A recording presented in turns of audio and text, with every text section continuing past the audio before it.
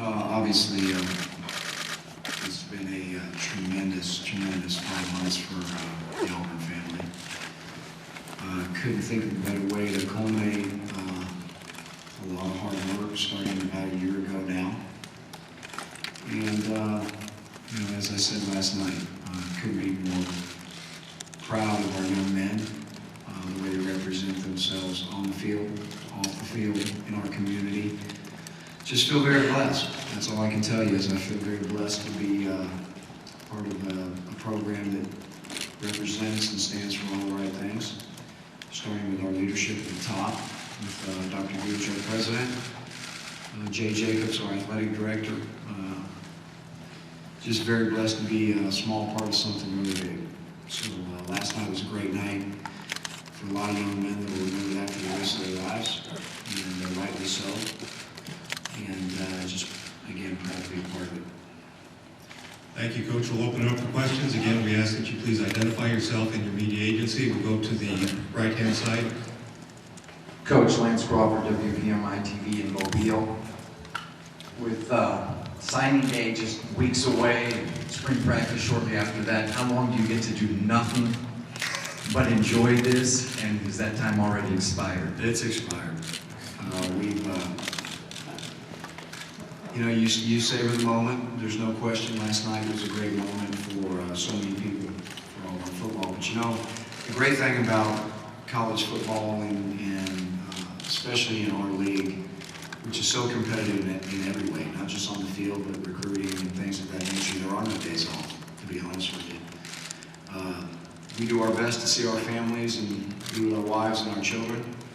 We savor every moment of that we can, and I know I'll certainly do that. But as far as days off, they're few and far between.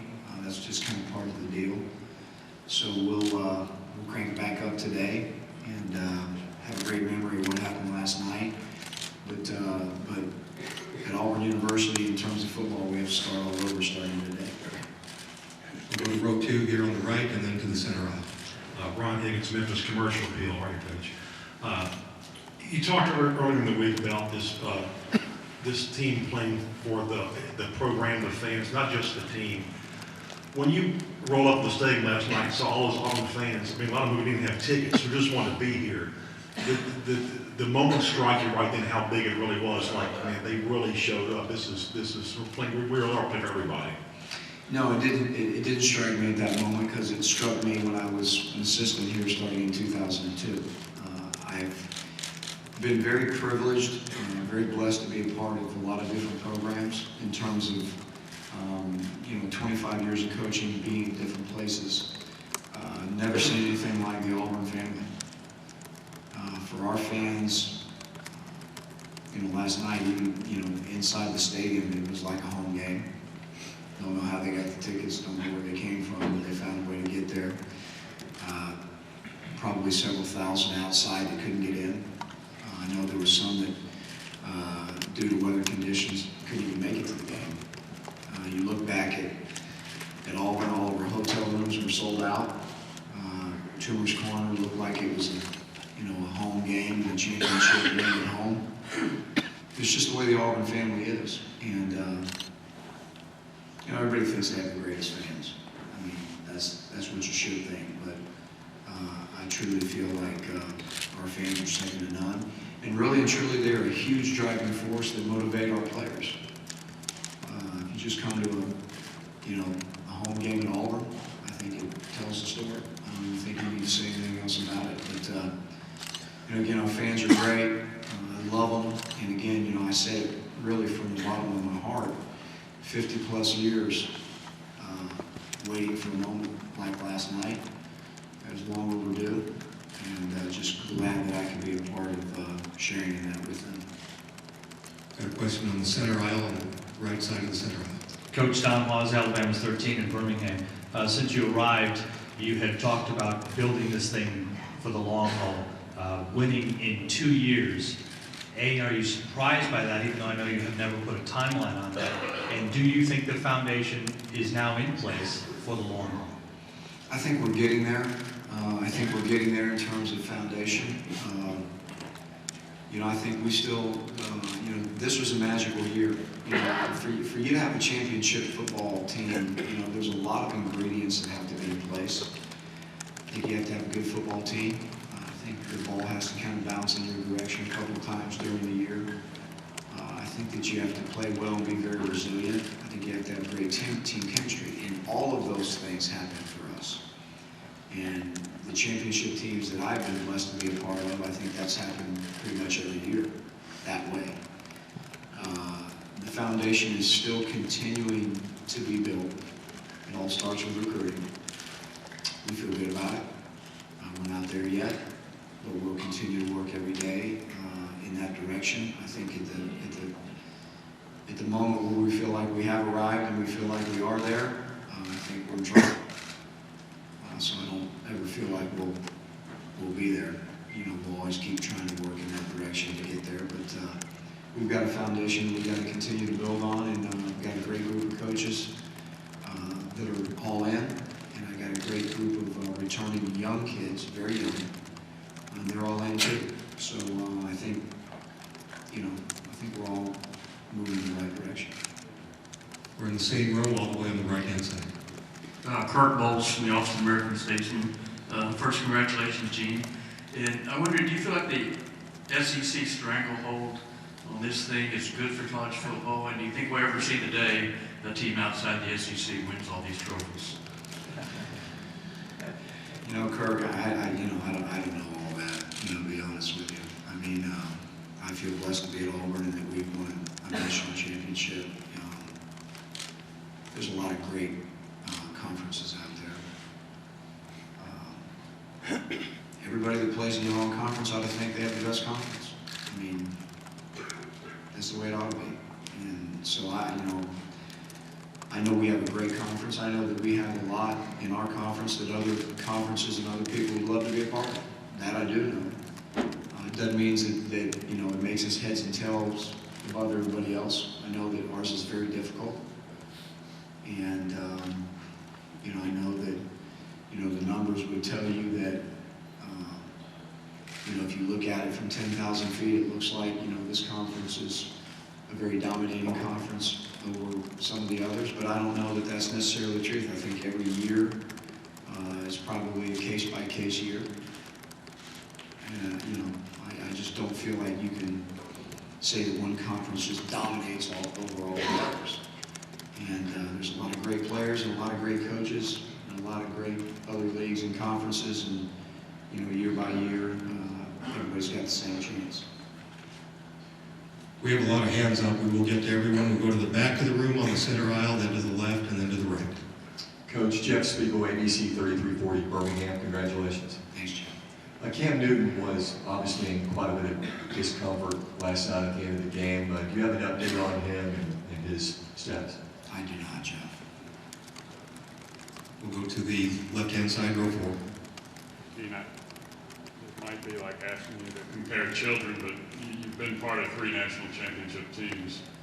What does this team do? What can this team do that stands out from maybe the Auburn and Texas teams of 04 and 05?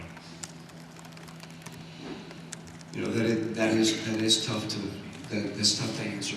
I think every team has its own personality and has its own way of getting things done. Usually the key ingredients, or at least similar ingredients in great football teams, or championship football teams, I should say, is obviously you have to have a great blend of really good players at key positions. I think you have to have a coaching staff that's willing to, and understands the importance of taking what you have and doing what you need to do with those people to give your offense, defense, or special teams a chance to be successful. So I think coaching is a huge part of it. And I think that there's a team chemistry blend in there that, over the years I've found it really hard to figure out why and how, the chemistry comes around. We try in Auburn our best to foster as much team chemistry and do a lot of things to, try to, mold our team and make our team feel like a team. You know, we work constantly on that, and it's sometimes silly things, but we had it, you know, and in most of the championship teams that I've been on, we've had probably the same type of characteristics, probably in some different ways. But I don't think you can have great teams without having some great players at some positions, coaches that know how to use them, and team chemistry that, you know, just, you know, comes together and allows the team to be a great team. I think those three things are really important. All, you know, like I said, I've been involved in a lot of games, a lot of teams that have all three of those things. Certainly, this team is no exception to that. We'll go to the right-hand side, about halfway back, all the way on the right. Kelly Whiteside from USA Today. Gene, can you discuss, I know you said you didn't have an update, but when you might have an update on Cam's injury, and he said his back went out. I was wondering if you could describe those last 5 minutes, the pain he was in, what you saw. Well, you know, Kelly, I mean, you know, this is a guy that's a competitor. And, you know, he's playing in a championship game. So, you know, whatever pain that he felt, I mean, I certainly can't stand up, you know, up here and tell you what kind of pain he was in, but I can tell you what kind of competitor he is. So whatever pain he was in or whatever difficulty he was having physically, you know, he was going to finish the game. I mean, that's just who he is. I mean, I've said it multiple times. He's one of the, not one of these, probably the most competitive guy I've ever been around. So he was going to finish the game. He did finish the game. Obviously, he was a huge reason again that we won another game. But as far as, you know, knowing, you know, the extent of what the injury is right now, you know, I'll know more later today. We'll go to the center aisle on the left.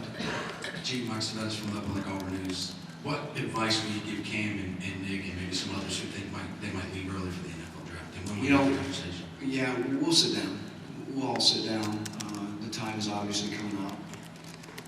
You know, we had one focus before this game, and I got so much respect for both of those guys because, you know, they're getting hit from every angle with the same question. You know, what are you going to do? Are you going to stay? Are you going to go? You know, they have a responsibility at Auburn University to help win a national championship. They have a responsibility to the university. They have a responsibility to their teammates.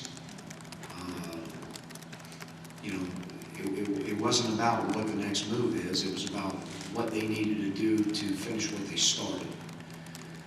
So I couldn't be more proud of those guys because the other part of the equation that everybody wanted to ask was not even in, it was not even part of the mix with me or them. And it's time now where we're going to have to sit down and hash through some things and talk about it. Don't really know exactly where those conversations are going to go, but at the end of the day, I always want what's best for the young man. And we'll have those discussions, and we'll throw some things out on the table and be very candid with them and, you know, their folks, and they'll make a great educated decision, I'm sure. We'll go to the fifth row, 4 seats in on the right.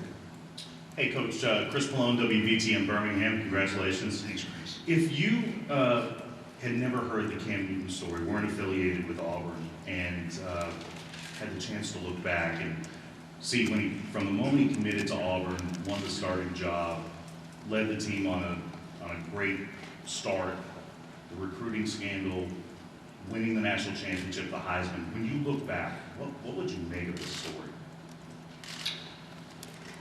I'm not sure the question you're really asking me, but I'm not going to speculate on any of the above because I know exactly who Cam is. We recruited him. We went through a year with him. I can only tell you what I do know. And everything that I know is very positive, and he's a great young man, and we did everything right. So I'm not really sure what you're talking about. Just looking back on how incredible the year was for him. I mean, it's really an unbelievable story when you think about it. Yeah, I mean, he's, you know, when you look at a guy that, you know, a year ago nobody knew who he was, obviously, and you look at just what he's done, you know, it's a great story. There's no question. He's a huge part of what our football team became. I think he got our players to rally around him in terms of the way they upped their level of play. So there's no question he was a huge part of what we've done. I think last night that was a great example that he wasn't the only thing that we had at Auburn University, and I want to make that very clear too. I think he will be the first to jump on the sword and say the same thing.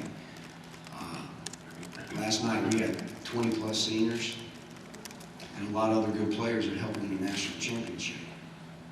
And let's not forget that. So there's people that argue we were going to say without Cam X, Y, and Z. Let me tell you something. We had a lot of great football players with a lot of great heart that played with Cameron Newton. And if we lose sight of that, we're wrong. We'll go to the same row all the way on the right. Gene CBSSports.com. Congratulations, by the way. Everybody knows the SEC is tough to week to week, and you guys are this great run conference-wise. But just give me a couple of things that makes it stand out, or why is it so tough, and why is this happening in these last 5 years? I don't know, Dennis. I mean, it is. It's a great conference. I think that, if you look at last year's NFL draft, you start there. Every year we're going to, in our league, and this is not slighting any other league, but just the facts are the facts. It is the way it is. In our league, you're going to have, year in and year out, probably as many or more draft picks than any other league. I think the passion and the venues that you play in week to week in our league are second to none. We play in a championship game that we really believe. I mean, I don't know that there's a guy, meaning a head coach or a university, that doesn't believe that if you get to Atlanta, which that's what we talk about in our league, well to Atlanta. If you get to Atlanta right now, there's not a guy in our league that really believes that you don't have a shot to play for the national title. And I think there's a certain level of confidence that comes with, being able to win our league in Atlanta and going on and to the next step, and knowing that, you've made it through an extremely tough league. And then, whoever you play after that, I just think the confidence level that you have, you believe that you can beat anybody in the country. I mean, again, that's not being, pompous or anything else. It's just, there's a lot of confidence that comes with being able to win this league. And, but again, I still think it's year to year. I mean, that doesn't mean that every year the SEC is going to have somebody that's able to beat somebody in this league or that league or whatever. I still think it's a year-by-year case, but it is an extremely tough league to win, and I think there's a lot of confidence that comes with being able to win the league. For example, how many Nick Fairleys are there outside of the Southeast region? Because in this 5-year span, that's arguably the difference. Glenn Dorsey, Marcel Darius, guys that collapse lines, which is huge. You just don't find them on trees. I don't know how many guys that were like Nick out there. We're blessed to have him. They don't come along very often. I mean, we all know that. The SEC has great players. It just goes back to that. We've got great players in, offensive line, defensive line. Skill positions are unbelievable. Football in the Southeast is just, not that it's not anywhere else. I'm not saying that. It's football in the Southeast is king. It's a way of life. It's what you do from the time you get on the playground to your 34 years old to your 18. That's just who you are. We'll go to the back of the room on the right, please. Gene, Jeff Spiegel, ABC 3340 Birmingham again. I know you say that you're not going to take any days off, but when you do take time to reflect on this 2-year journey that you and this team have taken, what 1 or 2 things will you savor the most from that journey? Jeff, I get the most, as a head football coach, I get the most out of watching guys set goals, some seemingly that the outside people don't think that they could achieve. Watching their face and their reaction when they set and achieve those goals, and have done something that, you know, that very few people in the country will ever experience. I really, you know, I really savor those moments. You know, when you go in the locker room last night and you look at 100 guys that 15 weeks ago nobody would have given a dime for to win a national championship, which is fact. And you see them look at you, and your coaches are saying thank you to the players are saying thank you to the coaches. It's family, and you've brought these guys from point A to point Z. I get a lot of joy out of that. You know, you're in coaching to, obviously, to keep your job, you have to win, and we all know that. But there's so much more that goes into this. Being able to be around 18 to 22-year-old guys and change their lives in a lot of ways. On the field, off the field, what they do in the community, teaching them to be givers and not takers. There's a lot of things that go into that me, as the head coach at Auburn, personally, I get a lot of satisfaction out of. Hopefully, you're hoping that all the things that you teach those guys translates into winning on the field, because you'd like to keep your job and be able to have an opportunity to continue to help them grow. But for the last 2 years, I can emphatically say, without question, I'm extremely proud of how far our guys have come on the field and off the field. You don't read about our guys in the newspaper all the time, good or bad, and that's by design. You don't read about them bad because, you know, we're trying to teach them the things that matter in life, to do the right thing. You don't read about it good because we don't need to stand out there and beat our chest and tell everybody what we did in the community to make everybody happy, but we do it anyway.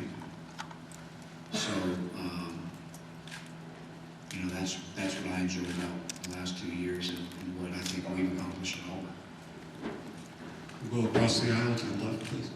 Mike Savets again on Black Auburn News. Gene, everybody's making a lot about your teams, but what about the 4 or 5 years with the seniors, with this senior class, all that they've been through from, you know, they're coming off the heels of that 04, a lot of these guys were recruited because of that season.